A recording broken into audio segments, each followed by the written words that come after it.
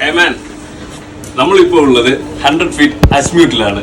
ദുബായിലെ തന്നെ റയറസ്റ്റ് പീസുകളിൽ ഒന്ന് നമ്മുടെ കയ്യിലുണ്ട്.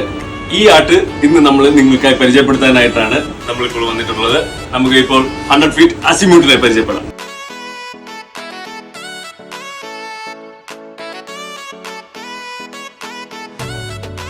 ആയതുകൊണ്ട് തന്നെ അത്രയേറെ മനോഹരമായ രീതിയിലാണ് ഇന്റീരിയലും അത്രയേറെ വൃത്തിയായിട്ടാണ് അത് പരിപാലിക്കുന്നത്. ഇത് നമ്മുടെ മാസ്റ്റർ ബെഡ്റൂമാണ്.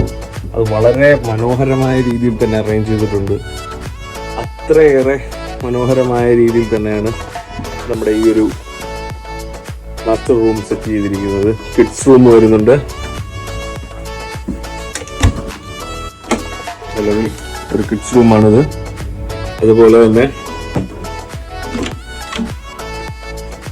2 റൂംസ് വരുന്നുണ്ട്. ഇതാണ് നമ്മുടെ VIP റൂം വരുന്നത്.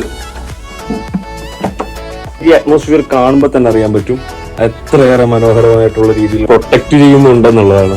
ഇന്റീരിയറിന്റെ ആ ഒരു, അതായത് ഇതൊരു ചാറ്റർ യൂസ് എന്നതിലുപരി പ്രൈവറ്റ് യൂസിനാണ് പ്രയോറിറ്റി കൂടുതൽ കൊടുക്കുന്നത്.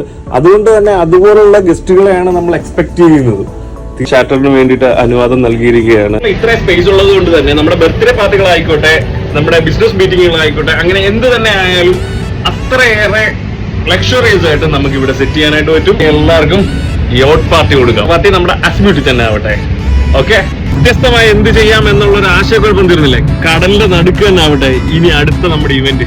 നിങ്ങൾ നമ്മുടെ കോൺടാക്ട് ചെയ്താൽ മതി, നമുക്ക് നമ്മുടെ യാട്ട് അറേഞ്ച് ചെയ്ത് കൊടുക്കാൻ പറ്റുന്നതാണ്. അതുകൊണ്ട് തന്നെ നമ്മുടെ എല്ലാവർക്കും തന്നെ ഈ ഒരു വീഡിയോ ഷെയർ ചെയ്യുക. യാത്രകൾ സ്വപ്നം കണ്ട് നടക്കുന്ന ഇന്നിപ്പോ ദുബായിലുള്ള നമ്മുടെ സുഹൃത്തുക്കൾ എല്ലാവരും തന്നെ കണക്ട് ചെയ്ത് കഴിഞ്ഞാൽ നമുക്ക് ഫാമിലി ആയിട്ടോ ഫ്രണ്ട്സ് ആയിട്ടോ ചില്ല് ചെയ്യാനായിട്ടുള്ള ഒരു ചാൻസ് നമ്മൾ സെറ്റ് ചെയ്യുകയാണ്. ഹ്യൂജ് ആയിട്ടുള്ള ഒരു ബോട്ട് ആയതുകൊണ്ട് തന്നെ കടലിലേക്കുള്ള യാത്ര ഏറ്റവും സുഗമമായിട്ട് പോയിട്ട് നമുക്ക് തിരിച്ചു വരാനായിട്ട്, ഏറ്റവും സേഫ് ആൻഡ് സെക്യൂർഡ് ആയിട്ട് പോയിട്ട് തിരിച്ചു വരാനായിട്ടും നമുക്ക് ഈ ബോട്ടിൽ പറ്റുന്നതാണ്.